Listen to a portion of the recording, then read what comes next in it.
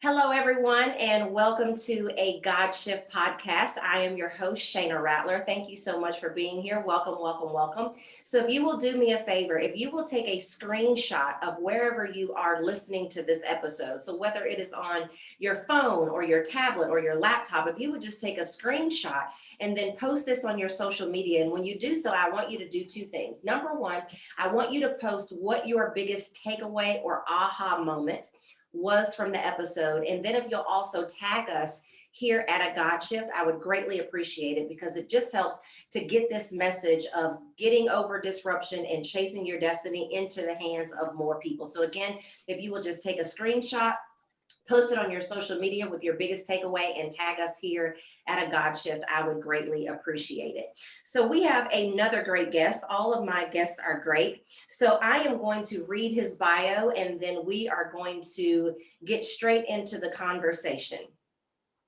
Author, poet, and storyteller Branch Isole writes about strength of choice to change consequences.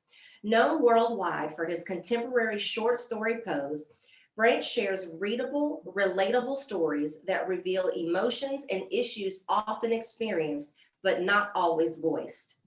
He posts a thought for today in a different short daily at branchisole.com and on YouTube. As a guest on talk radio programs and conference participant, Branch shares informative steps to erect a framework that supports career, personal, and spiritual growth. Branch is available to speak with small and large groups and corresponds with fans and followers at his website and on Facebook at The Voyeuristic Poet. Branch graduated from Texas State University, did postgraduate work at University of Houston, and holds an Oxford, a master's in theology degree from Trinity Bible College and Seminary. Welcome to the show, Branch Isole. Good morning, Shayna. Thanks for having me today. I am happy to have you. So obviously, our bios are great and they're full of all kinds of, superlatives and great adjectives. And so just tell us in your own words, give us the 15 or 20-second rundown of who you are and how you show up in the world. Sure. Thanks for asking. I'm an author and a poet. I've written 22 books. My writings are not about me.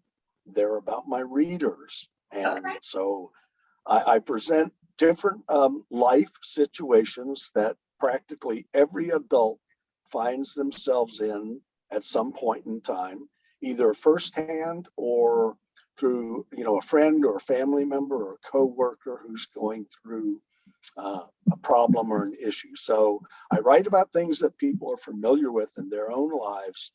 And then I'm always trying to present an option so that people realize, in their struggle, they're not the only one, and they're not the only one who's experienced, that situation.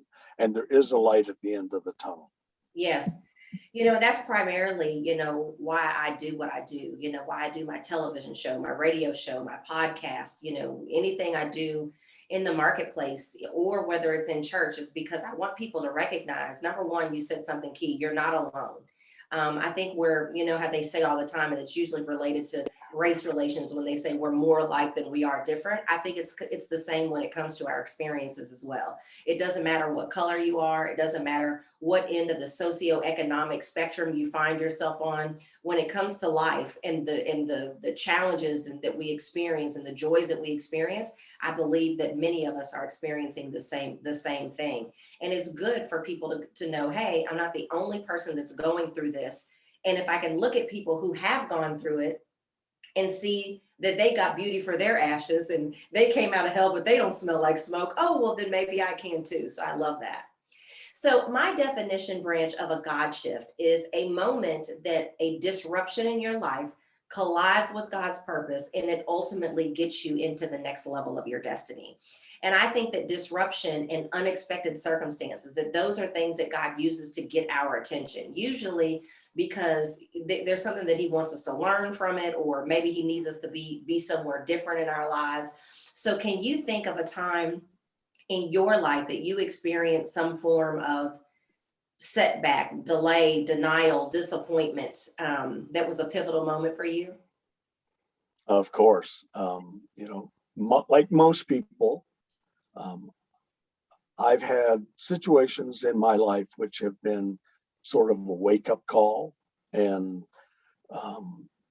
forced me or allowed me the opportunity to change. And so the disruption is a natural part of life. Everyone experiences it at some time, you know, in a family situation, in a romantic situation, in a work situation. So we shouldn't be surprised when disruption takes place. Those are opportunities for us to reflectively look at where we're at. You know, when something negative happens or goes wrong in our lives, it's normally because of a choice that we've made. Yeah. And so I always look at disruptions as that opportunity, sort of a V8 moment, a wake up moment where something that I am doing is not really in my own best interest. And so that disruption is sort of that wake up call that allows me to look outside of myself and see what it is I am doing, and is that in alignment with who I want to be and what I really want to be doing. Yeah. So the biggest disruption that I have, had, I used to be on the world's path, and like many people on that path, I was consumed by the things of the world and possessions of things. And I was living a life that was basically all about me and what was in it for me, regardless of any harm or hurt that I was causing. And I came to realize that that wasn't working for me. Mm-hmm. And so I had decided I wanted to change, my own experiences. I was making poor choices. And as a result, I was suffering the consequences of those choices. Now, the world doesn't care one way or the other. Yeah. The world is trying to basically suck the life out of us and keep us in bondage or keep us trapped into believing that, that's the only path. And I've got to get out there and the dog eat dog and do whatever I can do for me. And I decided that, that struggle was becoming too great. So I decided that I wanted to start exploring and seeking what truth was and how to live more truthful in my life. So that was the biggest disruption that I experienced, as a younger person, as a young man, as a career person, somebody who was trying to build a life, build a lifestyle, build a career, have a family, all of the normal kinds of things that we progress in as we enter adulthood and sort of try to find our way. And so that was my first big disruption, is I was consumed by the stress and the struggle and the conflicts of my own making. And I decided there's got to be a different path. Yeah. And so how did you respond? Well, interestingly enough, I said to myself, from this moment forward, I'm only going to speak the truth. And that's a big, talk about jumping the shark. That's a big leap. When we decide to change our lives by seeking truth, we soon discover that the world is exactly the opposite of that. The world doesn't want us to know the truth. It doesn't want us to know the truth about ourselves. Yes. It doesn't want us to know the truth about the world. And it certainly doesn't want us to know the truth about a spiritual path, a relationship with God, and a living relationship with Jesus Christ as a Christian. And so, unlike a lot of people, when I hit rock bottom, I didn't turn to the Lord. I hit rock bottom. I thought there's got to be a different way, and that way has got to have something to do with truth. So that was my initial steps, were to try and discover what truth was, understand it, and then apply it in my own life. And the easiest way to do that is to determine that you will respond truthfully to the people and events that take place in your life. Yeah, And it's a big wake up call.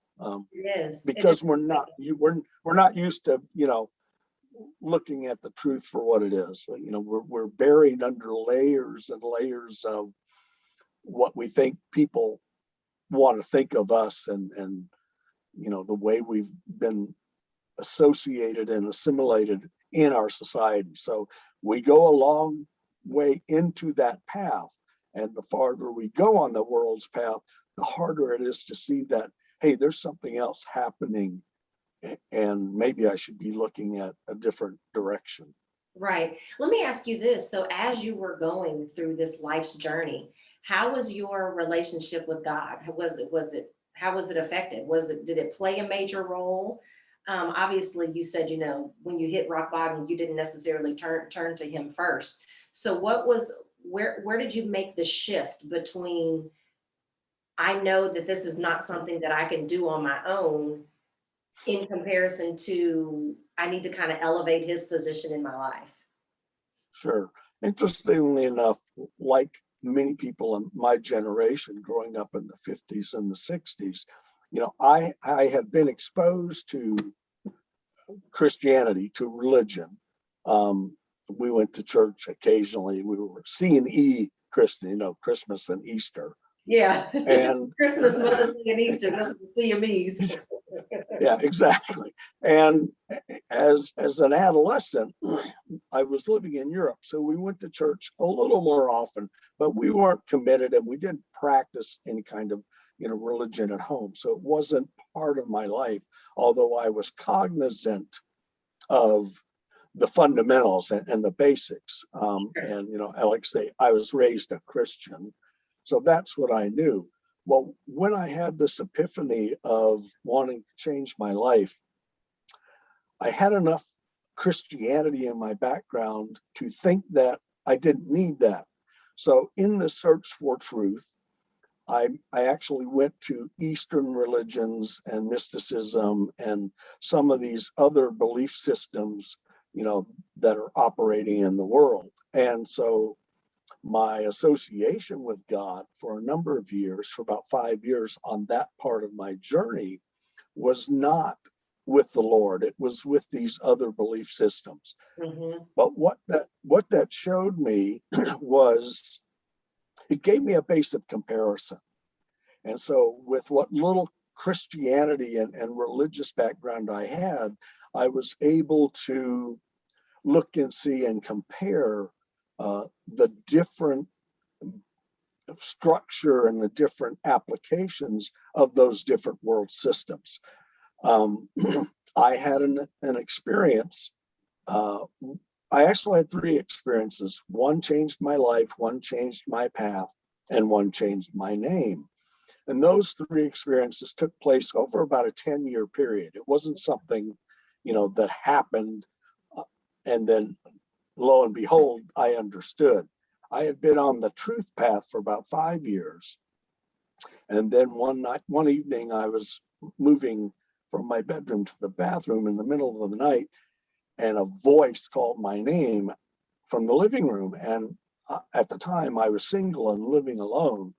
And it was such a surprise that I turned around and I said, "What?" And that was my only response. And having not had a relationship, with God or with Christ, I sort of didn't put it off as something spiritual. I just was confused. Right. And a few years later, I got into some problems with the law, and I was facing some jail time. And interestingly enough, when that event took place, the weight that I had been carrying on my shoulders for years was suddenly lifted.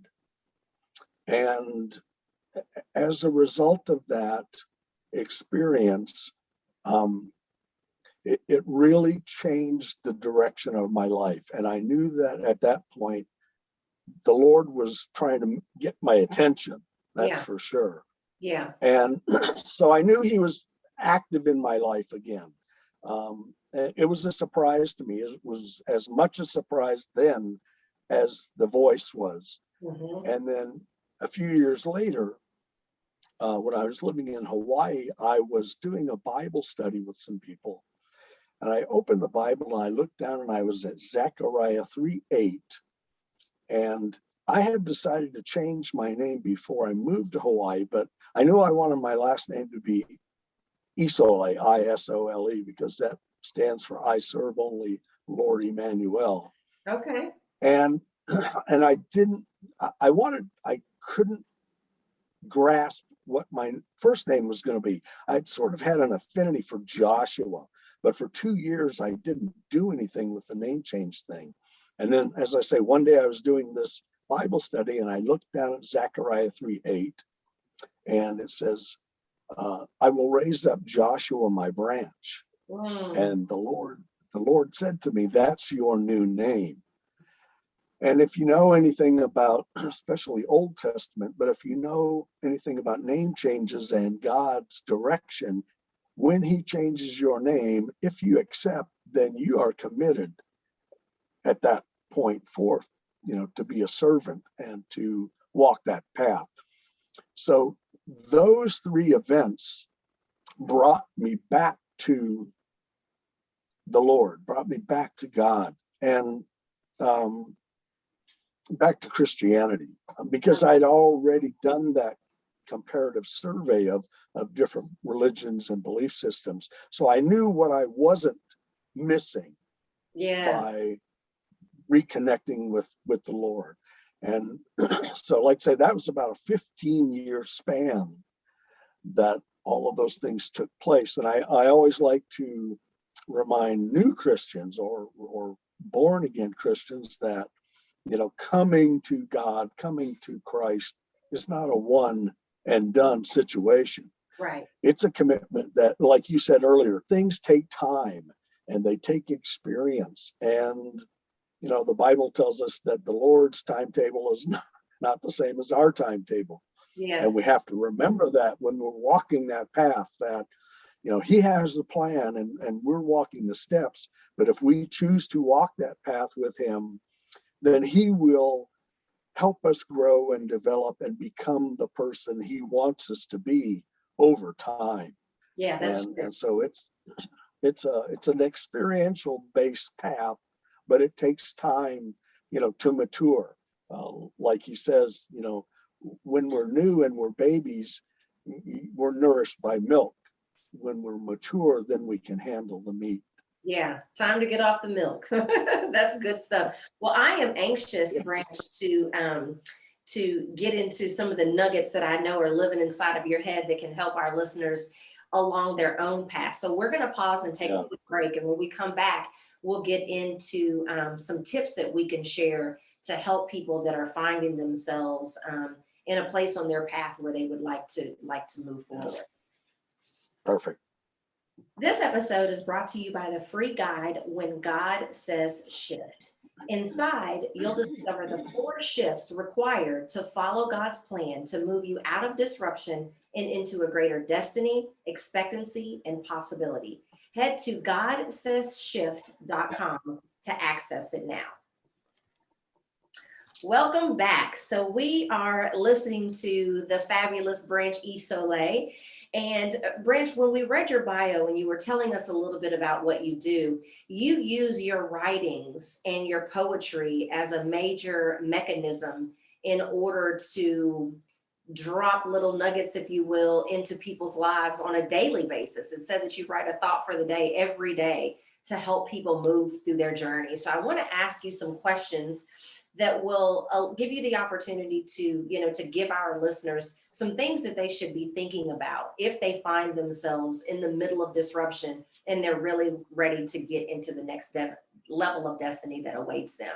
So in your experience, what is, how can disruption be beneficial to somebody's life? Because it doesn't feel good, right? We're always told, like, all things work together for our good for those that love the Lord and according to their purpose. But half the time when we're going through stuff, because we don't usually see why we're going through it until afterwards. So how can disruption actually be beneficial to somebody? Yeah, that's a great question. And And it's a great struggle for us when we are in a disruptive state. As we've said prior to the break, disruption has a purpose. Its purpose is to shake us, to wake us, to get us to respond differently than we have been. And the interesting thing about disruption is if we are on a path where we have an active relationship with the Lord, for the Christian, that's through Christ. If we've got that relationship, then that disruption allows us to see and to realize we need to make a change. Mm-hmm. The problem is for the person who's not on the spiritual path and doesn't have that relationship with the Lord through Christ, they don't see that opportunity. It's simply, a painful moment. Yeah. It's a shakeup in their life that is all about the negativity. And if it's sort of like you're alone on the path, basically. And when those kinds of things, those experiences happen to you, if you don't know or don't have a place to turn, then all you can do is try and win the battle. And in all honesty, that's an impossible battle to win because you can't do it by yourself. If you could, you wouldn't be there in the first place. The disruption would not reoccur, would not happen again, would not happen exactly the same way or in a different way in a different situation. The disruption itself is not the issue. Right. The issue is being unable to make that disruption a positive growth experience where you can then move away from, that's what growth is all about. It's about experiencing something and then knowing how to sidestep that same adversity in the future.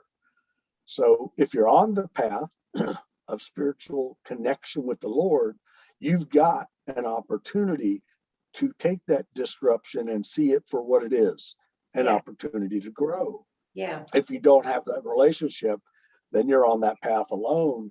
And the disruption is just, more negative energy in your life that continues to bring you down and keep you down. And so you've got to be in a place where you understand the disruption is the opportunity for growth. It's not another opportunity to beat you down. Yes, absolutely. And in your experience, what do you feel like are some of the common barriers that outside of not having an adequate relationship with God, but what do you believe are some of the common barriers that could actually keep somebody from using this as an opportunity for growth, actually using it as a tool to create a better life? Well, as we touched on before, we all experience the same lessons in life, no matter who we are, no matter where we are, no matter where we live. The lessons of life are common to all of us, all mankind, all humans experience the same 12 lessons of life.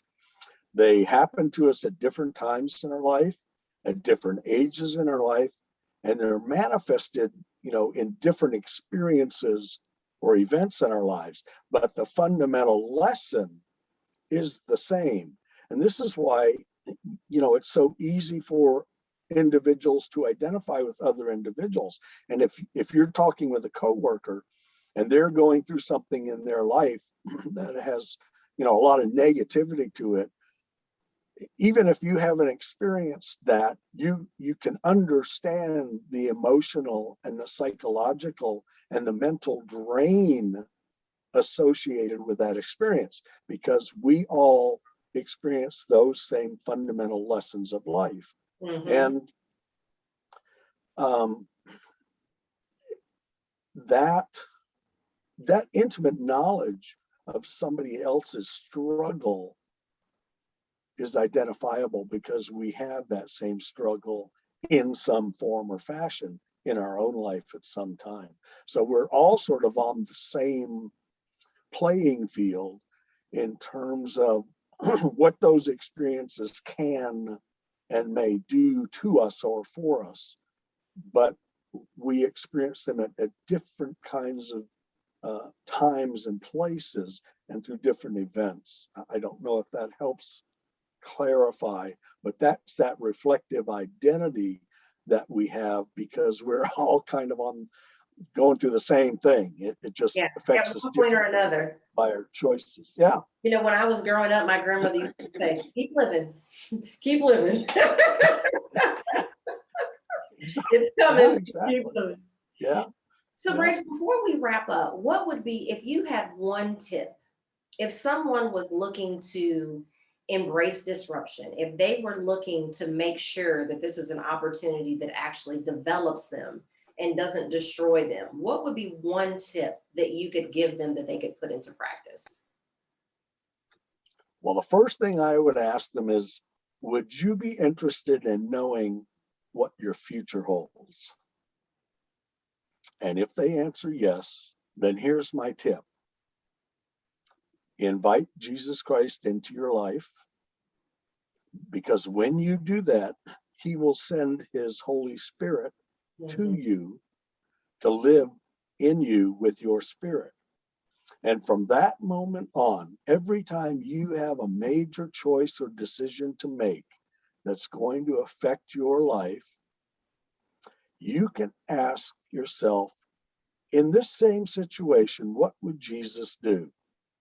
And in that moment, his spirit living with your spirit in your soul will answer you by showing you the consequences of the choice you're going to make if you choose your self-interest or the world's way. That is, you've got a choice to make in every decision. Am I going to do what God would have me do, or am I going to do what the world would have me do? Yeah. And when you ask what Jesus would do, his spirit will show you the negative consequences and the negative outcomes if you choose the world's way. He will show you that future consequence. Now, you can still choose that path. That's where free will comes into the picture. Yes. You can choose how you're going to respond, but he's going to show you the future consequences of choosing the world's way. The love of God is so great that he won't show you the consequence of choosing his way. But when you do, you're going to have a feeling in your heart. You're going to smile in your heart because God is smiling that Yeah. you would choose to be obedient to him. So if you want to know your future, get God's spirit in yours. And then in every situation, ask yourself, what would Jesus do? And Yeah. he's going to show you all the negative consequences of choosing the world's way. And then you've got a choice to make.